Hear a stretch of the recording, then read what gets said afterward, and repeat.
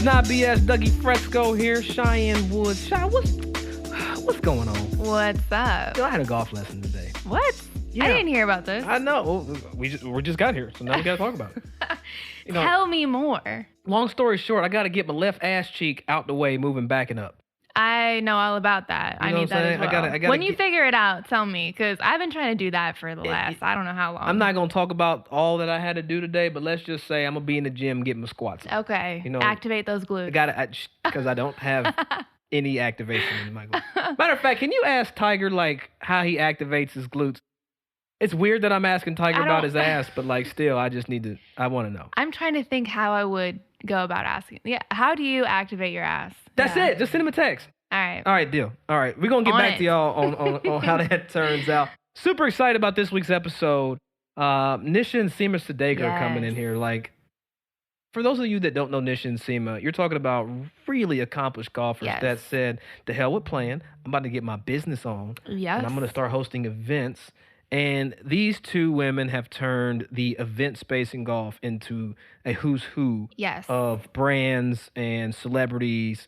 They just created this intersection of brands and culture. It's quite phenomenal. I mean, we don't see this often in the golf industry. The events that they create are very unique. I mean, they like we said, they brought Snoop Dogg to the Masters.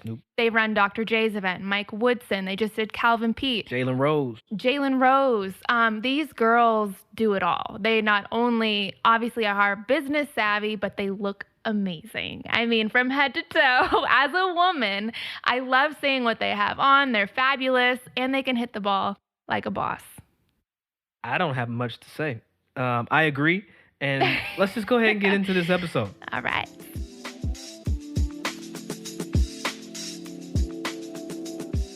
All right, we're back with a new episode of Birdie's Not BS. We've got the video going today, which is kind of strange. It's very awkward right now. But you know what? Who's on the other side of this video are two beautiful people. And thank you so much for Nisha and Seema Sadekar for joining us on this episode of Birdie's Not BS. What's going on, y'all? Hey, Birdie's Not BS. We're here. We're up in here. Yes. We're so excited. So thank you for having us. And don't forget, this is where we talk about golf in a no BS fashion. So we want that truth. And I know we're going to talk about fashion, especially with you, Seema, because every time I've seen you in the last 12 years, I said it, 12 years.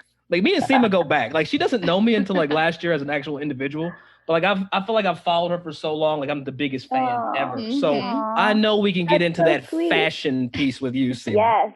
Yes. I love it. Bring it. So I remember meeting you guys first, I think maybe at Tiger Jam in Vegas. Maybe it was before then. But that's when I always remembered going to Vegas, and I was so excited to see you too because, like Doug said, you guys really just were like those fashionistas. Made golf glamorous. And especially when it was, even 10 years ago, when golf really didn't have that side of things. Yeah. Like now we have Instagram and social media and so many new golf lines that are bringing that to the game. But you guys, I feel like, were the originals of really bringing that to the golf course. How did that come about? Was that always a part of you? I think for me, I'll go first, Nish. Since we were little girls, my mom just instilled fashion into us because, it's our culture too. The Indian culture is very vibrant, very colorful, very sparkly, right? And so I remember being little and me and Nish always wore the same outfits. Now she's 4.5 years older than I am. But we always dressed like twins, and we always had the best little Indian outfits that were so sparkly, jewelry galore, right? Always jewelry. Always jewelry. And so then to cut high heels. And high heels. Yeah, when we were little girls. To the golf course. We'll change it. I love it. But no, I think as we transitioned into sports, just cutting to the golf side of things, there wasn't really much fashion. There wasn't much to really play with. There were really 5 colors in the golf palette, right? Like black, white, tan, like a pistachio green, and a variety of blues. I like how specific you were with that. It was it wasn't just green. It was pistachio green. Pistachio green. Light. Yeah. Yeah. I remember having pleated shorts. Cheyenne too. I've been there. Khakis. Yes. That's real life. Right. Yes. And I'm like, these are my options to play the game of golf, like I want to be cute. I want to feel feminine. I want to feel, and as I got older, I wanted to feel sexy while I played golf. Like I just wanted to have those attributes and be myself and show my personality, which for so long we weren't able to do with the game of golf, right? Was it the same for both of you? Kind of this quest for fashion in golf back then, Nish, was like, I mean, did you have these same struggles? I mean, I guess it's probably the same for all women because it was rough. It was rough back in the day. I feel like I had it the worst because, you know, I was a little bit older and you know, I was not able, like Seema was saying, like we would go downtown Toronto to like Gerrard Street where, you know, there was all this Indian fashion and Indian culture and music and Indian people just being loud. And then we were dropped off at the golf course where we had to completely flip a 180 on our entire personality, our food selection, the way we dressed. Yeah, it was code switching and cultural flexibility, like navigating the two norms. Got that? Yeah, that's interesting. And my mom, like, she would make us sparkly skirts because, like, with the Indian fabric. And that's kind of how we just sort of, you know, we're like, Mom, can you add pockets? Like, I remember when we were kind of just starting out and Forever 21 was there, and we would go to Forever 21, try on clothes, and take a golf stance in the mirror, you know, to see if I would see if you could swing with it. I mean, so how far has golf come though for you guys since then though? I mean, there's been some progress. Cheyenne doesn't look like an old man when she plays now. But what's been the attitude? What's your take on today's fashion or today's options? Because there were none. No, I think golf has really made a transition from a game to a sport. I think we have Tiger to really thank for that.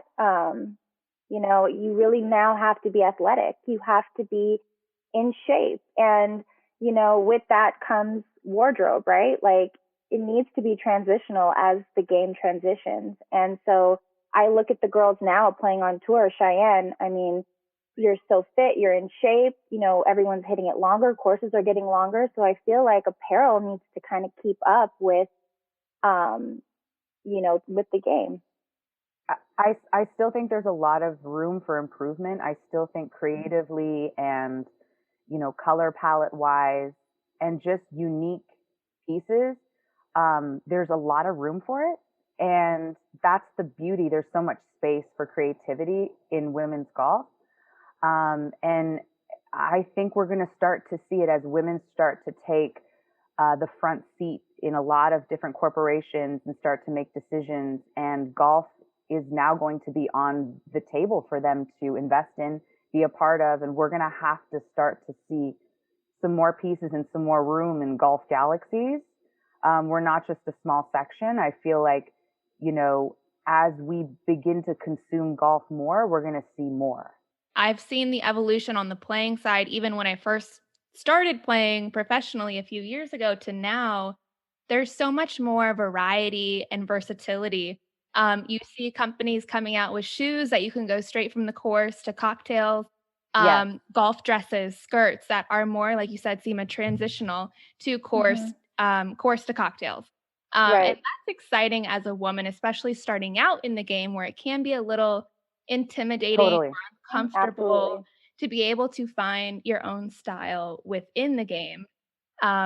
That for some people is a turnoff. You know, when you think of golf, you think country club and stiff and khakis and pleats. So I definitely. And I kind of look at it in a way where, like, okay, a lot of people can say it's a man's game, but it's totally a woman's lifestyle. Totally. Yeah. You know, and it is about the food. It is about the travel. It is about the wine. It is about the fashion, you know, when you enter the game of golf, you know, or the sport of golf. If she has something to wear, you know, she'll go play more or she'll be a part of that golf lifestyle more. It's really exposing women to start to see what the game of golf can offer them across the board. And it's not just, you know, go to the first tee, hit the shot. There's so many beautiful elements around the game that, you know, are meant to be consumed. So we have to educate those pieces. And that's kind of exciting, I think, for me and Seema, because it's really natural, you know, whereas when we walk into a golf course, we may not look the part, but we're knowledgeable about the part. And, you know, we just hosted a panel called the Philly Female Forum earlier this week. And we were talking about representation and, how important is representation, for women of color and ethnic women to be a part of conversations and events and just be present in places that we weren't necessarily there before. So golf is sort of a really cool place for us to be, all of us. Now, Nish, I want to talk to you a little bit about that event you guys had in Philly, but I want to talk first about the transition. I think as you build and as we all grow, there's these beautiful moments in life where you get to that fork in the road or you have to choose A or B. So for you and Seema, my question is, I know you guys really, played golf, huge golfers, still are, but there came a point in the road where you had to pick between either starting your own business or following, career aspirations within the game. Talk a little bit about how that fork treated you guys and where you are today in the game. For me, I was never a long ball hitter off the tee. I was really, a great chipper, and I would save myself a lot. And I remember my dad saying, you've got to be longer off the tee because you're not going to win tournaments not hitting it, far, especially, That's and that was right back then. Especially when you're upping every level, you're evolving within the game. Yeah. It's no fun hitting 3 woods. No, it's or not. 5 woods like, as an approach on really par 4, you're like, okay, this isn't working. Sorry, no, that's fine. I mean, and there was just certain, like, my desire to be out there, and after a round of golf, my desire to be out there for 2 and 3 hours to practice, and it just wasn't something I really wanted to do, and that's okay. I think when you say transition, especially when you've made it this far in your whole life, you've been training for this moment, and when you get there, you're like, I'm not sure if I want to be there. That's something that you have to deal with yourself, in addition to all the pressures that are going on around you. Do I want to stay? Will I be letting people down? So in terms of the transition, you really have to almost take a deep breath and say, I'm going to take the next leap. I knew that we were so invested in golf and we had done so much. It would have been honestly a disservice to leave the game completely. You have to trust that your decisions, your experiences, your energy is going to result into something beautiful and positive. You have to believe that. Sure, there's been days and moments or conversations where you want to say some things back to the people on the other side of the phone or throw your computer. Yes. See, that's what this podcast is for, so people can vent, eloquently vent. Let it out. We all have been there. You can't clear it out here. Right? You can't do it nowhere. You're like, what did he just say? Yes. So, but I just feel like we're resilient. And I want to say, like, we're lucky to have one another. Completely. I think when people transition out of whatever it is that they do for a living, or, for us, golf is really all we knew, right? Like, I left home at the age of 11 to play golf, to go to a boarding school. Nish was 14, 15. So golf was really all we knew. And so when we both decided to step away from the game, I was a little bit more fortunate where Nish had stepped away and we started the business. And so I was more comfortable leaving the game of golf because I knew what we had. But, I just think for us, our transition, we were so lucky to have each other. You work with your sister, so there's got to be some fun, yay, but there's got to be some BS, like, girl, if you don't leave me alone today, I'm about to swing on you. Like, how is the family dynamic with working with your sister? Can I tell you guys something? We don't really fight. It's so disappointing. Come on. I know. We were looking for the dirt. We've had one argument this year, and I can't even remember. Wow. Me and Cheyenne have an argument every week. Every You week. know what I'm saying? We ain't even related. Like, we used to have fights when she used to steal a top from me and wear it golfing and leave sweat stains on it. Damn. Totally. Seema, And I'm like, that's my top. Sorry, I know. Yep. What I love about you guys, you mentioned the transition to golf. You guys played at a high level. You both played collegiate golf. And now you have transitioned into a very successful business that you started. Did you always see yourself getting into events, like you plan celebrity golf events, charities? You just mentioned the panel you guys had. Was that always a vision that you had in giving back to the game or being part of the game? So I feel like we're just magnets, and I think our energy calls to bring people together with golf. I feel like, people really love to see us together as sisters, especially on the golf course. We're very confident in transitioning something that would never understand golf and incorporating golf. And like, I love to use the example of, we didn't just fall out of the sky and bring Snoop Dogg to the Masters. We were prepared. We knew what we were doing. We had the ability and the knowledge and the respect to be able to transition that smoothly and, effectively. Like the biggest event of the Masters beside the Masters that year too. There's like, yeah. Who would have thought the Masters and Snoop Dogg? I think a lot of black people would put, green with Snoop. And then like, if you're a black person that golfs, it's like, oh, green, the Masters, Snoop. Somehow there's a lot of grass. There, yeah. I see how it came together. Snoop, grass, Masters. Boom. Right. That's it.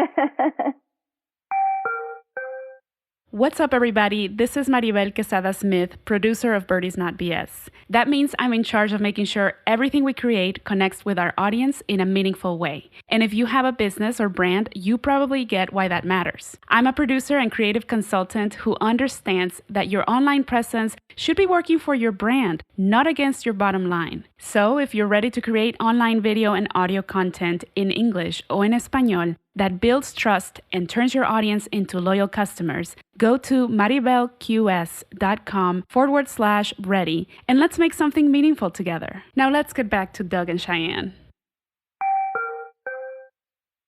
We take that energy and we take those opportunities and we try to always turn them into gold. We try to always send a message or prove a point or stand out and shake the system a little bit so that we're able to do our next thing. We're able to keep climbing and pave that road for creativity, urban, youthful flair that golf is so eager in searching for, but struggling to find. In the past, through the game of golf, which I love, we were always told no. We were always told, you can't do that. That's not acceptable. You can't wear that. That's not okay. And golf, like you said, too, I don't want to look like you. Sorry. No, I'm just saying, but it is intimidating for a lot of people. It's the only sport where you have to cross a gate, check into a pro shop, and you get to the first tee. There's going to be someone there, like a marshal, telling you the rules, right? I think when we started our business, no one could tell us no. It's like we are able to be in control and do things that celebrate diversity, celebrate women, celebrate people, because golf is a unifier, and just have fun with it, See, I love that you consider golf the unifier. I always call it like the bridge that brings everybody together. Golf is one of the few places where if you're the janitor or the CEO, you can get together and play and find common ground and communication just because the game is there and you're stuck with a person for 3.5 damn hours. You learn a lot about it. You're going to learn some shit. You know what I'm saying?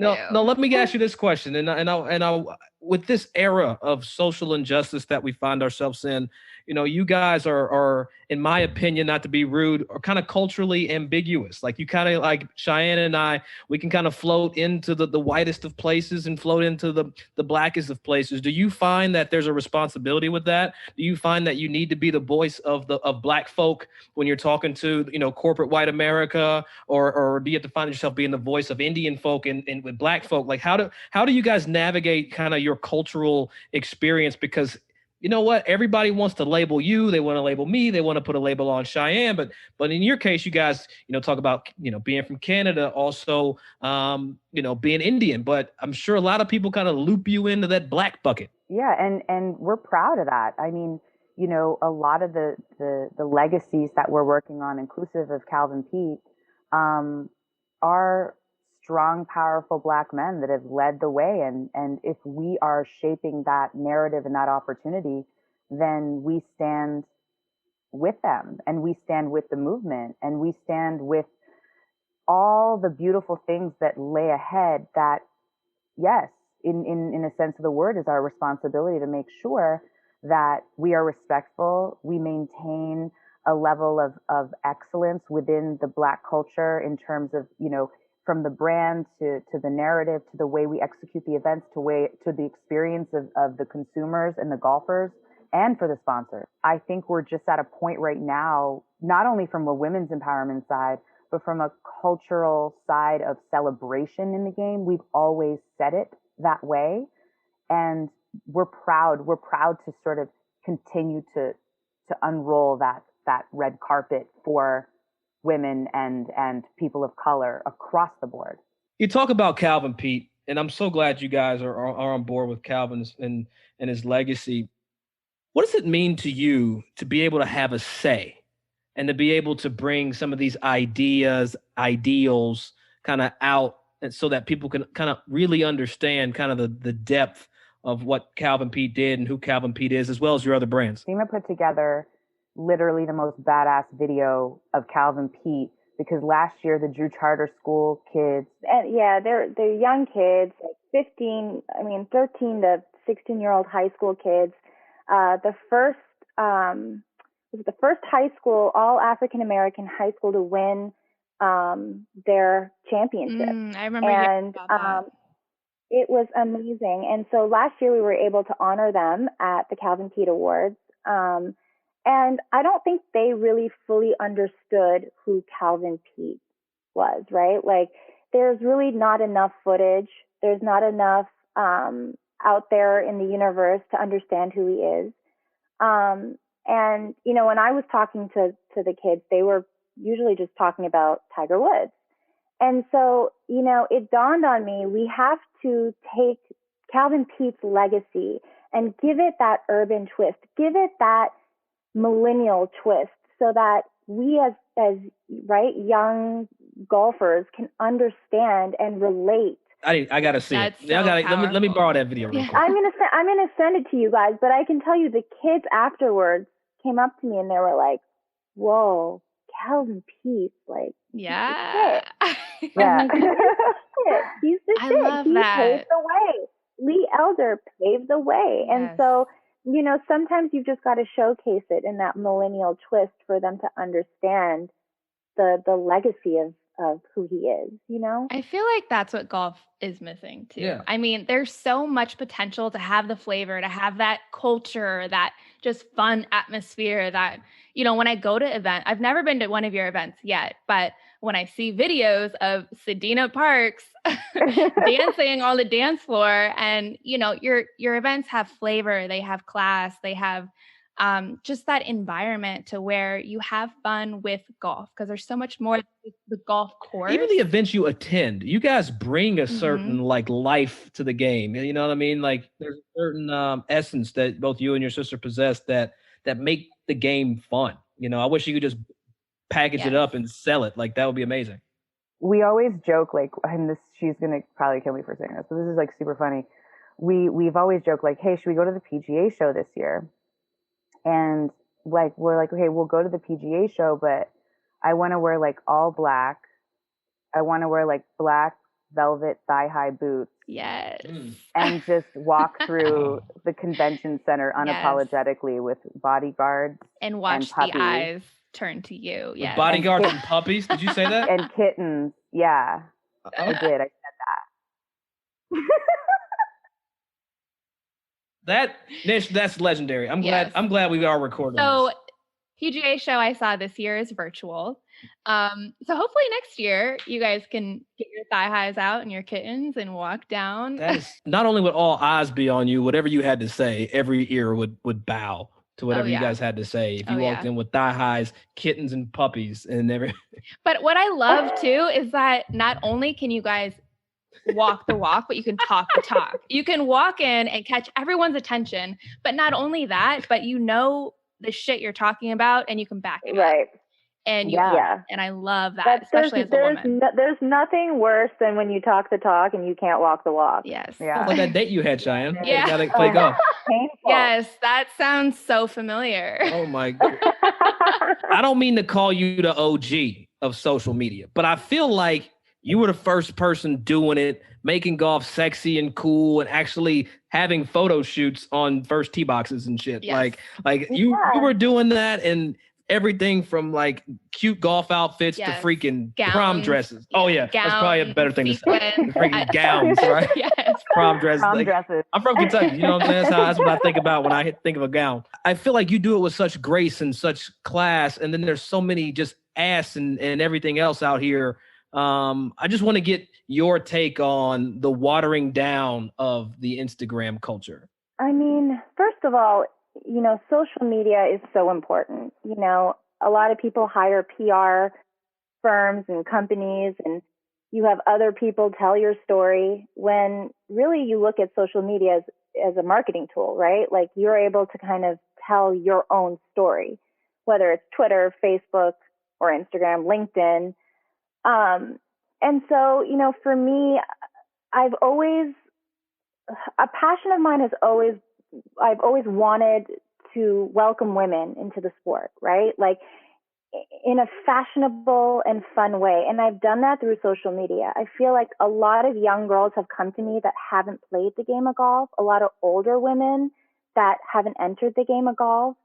And that's what I get. How are you wearing gowns on the course? If she can do it, I can do it, right? And so I honestly feel like I've just used my social media as a tool to really talk to women to enter the game of golf and to talk to brands. It's so great. I mean, I get to wear some of the most amazing designers, from Fendi to Dior to Michael Costello, sending me stuff to just wear on the golf course. Go do your thing. Let's celebrate the game of golf. Let's talk fashion. Sports is fashion. Couture on the range. I love that. You know what I'm saying? Yes. Couture on the range. So much fun. I mean, from beauty brands, and it's just something I've always wanted to do, even when I was playing professionally, but I was so focused on, making sure that I shot 65 and not really celebrating the lifestyle components that golf has given me.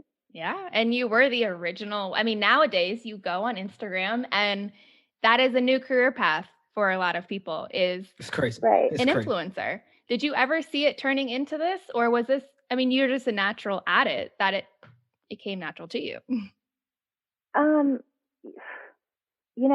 I don't know why, Nish, why do I hate the word influencer? I just, because because you're compared to the watered down versions of, I think that's where the conversation, what Doug was asking in the beginning, and it's like, you trust me, when we first came in and we were doing this, it was so left, and we got a lot of heat, and I think we did it in a way that was still very respectful, and it is what it is. You can't stop someone's hustle. Golf is such a traditional sport, and so when you are scribbling outside the lines, you've just got to make sure you're doing it in a respectable way, and so I get it. I see a lot of posts, and I see a lot of, booties and titties, and I'm like, okay, some people can get away with it. Right. Some people can get away with it. Me, however, I couldn't get away with that, first of all. And B, it's just, I could get away with nice it. to keep things classy. Oh, Nish keeps All it all right, the way girl. gangster. She keep it all the way gangster. All of it. Not a piece of it. All the way gangster. So you guys mentioned you just had your Philly event for women. What do you have next on the horizon, either on or off the golf course? Especially with COVID, because this had to be a very interesting time for events. You had to be very creative, I'm assuming. Nish got that look on her face like, yeah, motherfucker. Well, so we've created our own virtual platform. So we are going to go to different cities, different states, different cities, and, continue doing women's forums, celebrating women all over the country, talking business, talking fashion, sports, media. At the end of the day, guys, what you guys are putting out in the atmosphere, you're definitely getting back. There's so many people that have been able to connect because of you. I mean, I'm one of the beneficiaries of your events and how you bring people together, and now my network has grown. So number one, I really thank you guys for what you do and your call to action for the game of golf. Golf needs both of you, so please don't stop doing what you're doing. How do the people out here get a hold of y'all? So you can always, social media, and then, our website, pgdglobal.com. We are, we just launched our virtual clubhouse, which will be hosting a lot of different events inside the clubhouse. So We're really, really proud of that. We've been working on that since last December, and we didn't even know. We just were really annoyed with boring Zoom calls, and we wanted an experience, and then it just and then COVID unraveled fell in your lap. Yeah. Yes. Got you. What are those social handles so people can get with you? At PGD Global. At Seema Sadekar, and then at Nisha Sadekar. There it is. Well, that's it. Zero BS on this front. So thank you guys. Thank you so much for joining us. And Nish, we might have to take you up on your offer to bring y'all back up on here. And we need to make it a whole actual production next time. So we're gonna do that. Yes. I think it would be super dope if you guys are now doing like the Zoom videos and things like that. Maybe we get like a really fun women's panel. I would love that. Yes. That would be amazing. I don't know why we wouldn't do it. Yes. Like why here it is. You heard it here first, people. It's going down. It's going down. Thank you guys for coming. Thank you for having us. Man, you know what I love? I said it before we started recording, but still, I love Seema and Nisha. Like, see, those two women basically are like a party in the box. Like when you get there and you hear them talk and the passion for the game, like it's insane. It takes over you to where you want to like be a part of something bigger, man. It's crazy. They get me excited about playing golf, about highlighting golf, celebrating golf. The events that they do, again, are unique, fun. And I can't wait to go and have dinner and share a bottle of wine with them. They're that type of personality to where you just want to be around them. I know, and there's a nice balance between like Nisha and Seema. I feel like Nisha's like really business savvy and like that stern, like, you know what I'm saying, that driver. No BS. Whereas Seema's like, you know, the same way, but a little softer. You know what I'm saying? Just a little like lighter than Nish. But and I say that with love, ladies. I say it with love. Don't judge me. We love you guys. Absolutely. That was fun. You know what? They alluded to a part 2. We might have to do that. Definitely part 2. Definitely an event coming. Can't wait to see what they have coming up next, you guys. PGD. Global. Go find it. Go look it up. Seema and Nisha Sadekar, thank you so much for coming on the Birdies Not BS and absolutely shutting it down. Well, Shy, that's it for this week's episode. That's it for this week's episode. I mean, y'all know how to get to us, man. You know, those reviews are so valuable. So, Birdies Not BS, Instagram, Facebook, Twitter. Yes, at birdiesnotbs.com. Everything, whatever platform you got. Everywhere you are, we should be. That's it. Like, if there's somewhere, like, we should be there, too. Just bring us with you. That's it. Like, even the nice courses, go ahead and slide them DMs and let us know, like, we're invited. We appreciate y'all. Hold it down.